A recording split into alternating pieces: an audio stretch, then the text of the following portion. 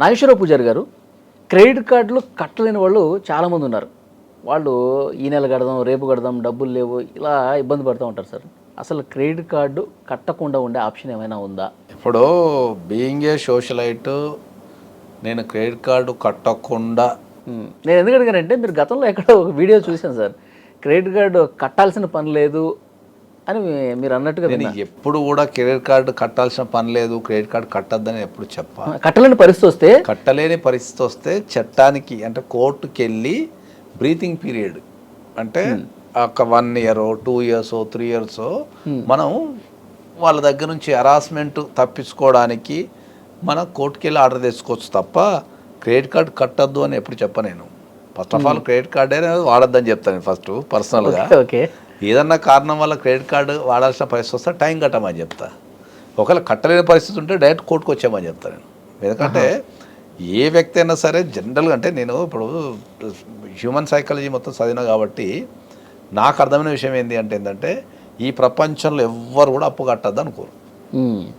అప్పు చేయాలి, వెంటనే కట్టేయాలి. అప్పు కట్టదని ఎవరు అనుకోరు. వాడు 10 రూపాయలకి ఇంట్రెస్ట్ తెచ్చినప్పుడు కట్టదు అనుకోడు. సాధ్యమైనంత వరకు వాడు కడతాడు. 10 రూపాయలు ఇంట్రెస్ట్ తెచ్చినప్పుడు కడతాడు. ఎప్పటిదాకా కడతాడు? వాని చేతిలో మనీ రొటేషన్ అయ్యేంత వరకు కడతాడు పాపం. ఆయన చేతిలో మనీ ఎప్పుడైతే రొటేషన్ ఆగిపోతుందో అప్పుడు వాని థింకింగ్ పవర్ స్టార్ట్ అవుతుంది. అబ్బా నేను ఏం తప్పు చేసినా 10 రూపాయలకి ఎట్లా కడుతున్నా అనేది స్టార్ట్ అవుతుంది. సో స్వతహాగా ఎవ్వరు కూడా అప్పు కట్టద్దు అని అనుకోరు.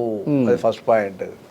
వాడు అప్పు కట్టద్దు అని ఎప్పుడు అనుకుంటాడంటే వాని చేతిలో మనీ రొటేషన్ ఎప్పుడైతే ఆగిపోతుందో లేకపోతే వాని చేతిలో ఉన్న ఫండ్స్ ఎప్పుడైతే ఆగిపోతాయో అప్పుడు అప్పు కట్టద్దు అనుకుంటాడు. అప్పుడు ఏం చేయాలి? కట్టలేని పరిస్థితి ఉంటే నేను కోర్టుకి వెళ్ళేసి మనం ఇంజంక్షన్ ఆర్డర్ కనుక వేసుకుంటే కోర్టు మనకు టైం ఇచ్చే అవకాశం ఉంటుంది. 2-3 years వరకు కట్టద్దని టైం ఇచ్చారు. ఈ లోపు నీ ఆర్థిక పరిస్థితిని సెట్ చేసుకోవడము, సంపాదన పెంచుకోవడము, దాన్ని స్ట్రీమ్లైన్ చేసుకోవడమో చేసుకొని తర్వాత కట్టచ్చు. దాని పెద్ద విచిత్రం ఏం లేదు. కాకపోతే ఏంటంటే ఒక్కసారి కట్టద్దు అని డిసైడ్ అయిన తర్వాత మ్యాక్సిమం కేసులు సెటిల్మెంట్కి వెళ్ళిపోయి నీ మొత్తం పెండింగ్ అమౌంట్లో 20%కో 30%కో క్లోజ్ అవుతుంటాయి. అవి జనరల్గా సెటిల్మెంట్ అయ్యే అవకాశాలు ఎక్కువ ఉంటాయి. అనుకో ఓ 2-3 సంవత్సరాలు కట్టకపోతే క్రెడిట్ కార్డు వచ్చేంత కొంత కట్ట వెళ్ళిపోతా అడిగి అప్పుడు ఏంది 20 కడతాపో 30 కడతాపో అంటే అక్కడ తీసుకొని వెళ్ళిపోయి క్రెడిట్ కార్డు క్లోజ్ చేసేస్తాడు. ఇలా ఉందా సార్ ఆప్షన్? అది ఎందుకు లేదు? అన్సెక్యూర్ లోన్ని అదే చెప్తున్నా. అన్సెక్యూర్ లోన్ని బ్యాంకు వాళ్ళు వసూలు చేసుకోవడం చాలా కష్టం. సో కష్టం కాబట్టి ఏం చేస్తారు వీళ్ళు, మర్యాద కూడా తీయరు, చట్టానికి పోతే లేట్ అవుతుంది కాబట్టి ఈ రికవరీ ఏజెంట్లు పెడతారు. అందుకే ఈ రికవరీ ఏజెంట్లు కూడా ఎందుకు భయపెట్టించి బెదిరించి ఎందుకు చేస్తుంటారు అంటే ఏంటంటే దాన్ని లీగల్గా వసూలు చేసుకోవడం కష్టం. అన్సెక్యూర్ లోన్ని లీగల్గా వసూలు చేసుకోవడం కష్టం. సో లీగల్గా వసూలు చేసుకోలేం కాబట్టి ఇల్లీగల్గా లీగల్ పద్ధతి అని చెప్తే వసూలు చేస్తారు వీళ్ళు. కోర్టుకి వెళ్ళి లీగల్గా ఫైట్ చేస్తే నీకు కంపల్సరీ నీకు రిలీఫ్ వస్తుంది. ఓకే. కాబట్టి నేను చెప్తున్నా చాలామంది అరే ఇప్పుడు ఎన్నో సందర్భాల్లో నేను నాకు తెలిసి గత 3 సంవత్సరాల నుంచి ప్రతి ఒక్కరికి చాలా క్లియర్గా చెప్తున్నా, అప్ల పాలైతే చనిపోకండి, సంపకండి. అప్ల పాలైతే ఏదున్నా ఒకసారి రండి, మాట్లాడి దాన్ని ఎట్లా రీకన్స్ట్రక్షన్ చేయొచ్చు, లేకపోతే దాన్ని ఎట్లా సాల్వ్ చేయొచ్చు, లేకపోతే కోర్టుకు వెళ్దామా వద్దా అనేది నేను చెప్పగలిగే శక్తి నాకున్నది. ఎందుకంటే ఒక్కసారి మీరు అప్లపాలైపోయి ఫైనాన్షియల్ బర్డెన్ మీ మీద పడిపోయినప్పుడు మీరు స్వతహాగా బ్యాలెన్సింగ్ చేయలేరు.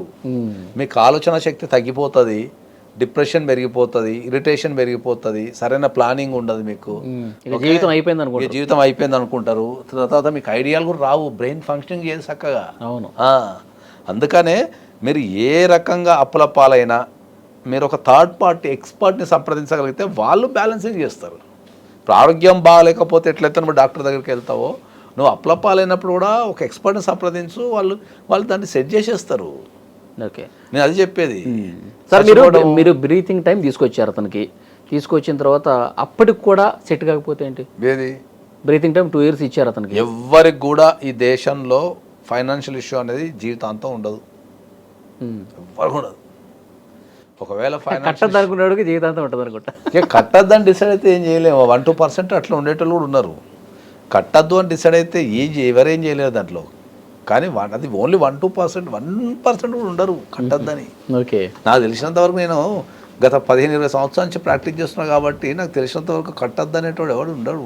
ఇంతకుముందు చెప్పినట్టు మన దగ్గర పైసలు అయిపోవటమో లాస్ కావటమో ఏదో జరుగుతుంది తప్ప ఉండదు.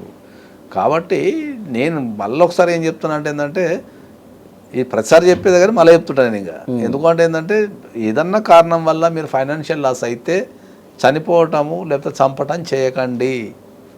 నా దగ్గరికి రండి, నేను కూర్చొని వీలైనంత వరకు దాన్ని కోర్టుకు వెళ్లకుండా పరిష్కరించడం వల్ల చూద్దాము. కాకపోతే అప్పుడు కోర్టుకు వెళ్ళి ఏమైనా చేసుకుందామని చెప్తున్నాను. సార్, ఆత్మహత్య అంచుల వరకు వెళ్ళి కాపాడిన కేసులు ఏమైనా ఉన్నాయి మీరు డీల్ చేసినవి? నేను ఇప్పుడు ఈ వీడియో ఎవరన్నా నా క్లయింట్స్ కనుక ఎవరన్నా వీడియో ఇస్తే కామెంట్ పెట్టమని చెప్తాను.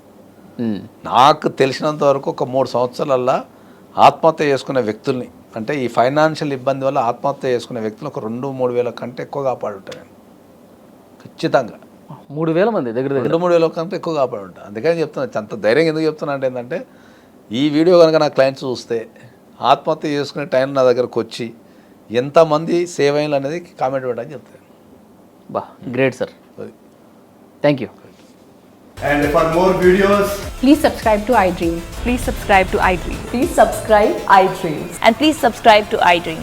For more videos, subscribe to iDream. please like, share, and subscribe to the channel. Congratulations, iDream. subscribe to iDream. Subscribe to iDream. So subscribe to iDream Media.